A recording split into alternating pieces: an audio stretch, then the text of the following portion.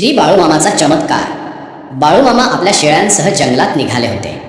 उन्ह मऊ मऊ लागत होती, पण निसर्ग शांत होता. हळूहळू उन्ह वाढली.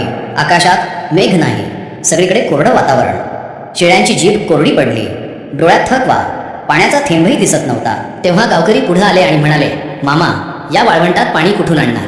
इथे तर जीव गेला तहानीनं. बाळूमामा फक्त हसले आणि शांत आवाजात म्हणाले, देवावर विश्वास ठेवा, माझ्या शेळ्यांना तहान लागणार नाही. आणि मग मामा पुढे गेले. त्यांनी आपल्या दंडाने जमिनीवर हलकं ठोकलं. क्षणात कोरड्या जमिनीखालून थंड स्वच्छ पाण्याचा झरा उफाळून आला. सगळे स्तब्ध झाले. त्या क्षणी निसर्गही नमला. शेळ्या त्या पाण्याकडे धावत गेल्या. त्यांनी पाणी पिऊन जणू नवसंजीवनी घेतली. गावकरी आश्चर्याने पाहत होते. तो झरा आजही बस. त्या दिवशी गावकऱ्यांनी नम्रपणे विचारलं, मामा, तुम्ही देव आहात का?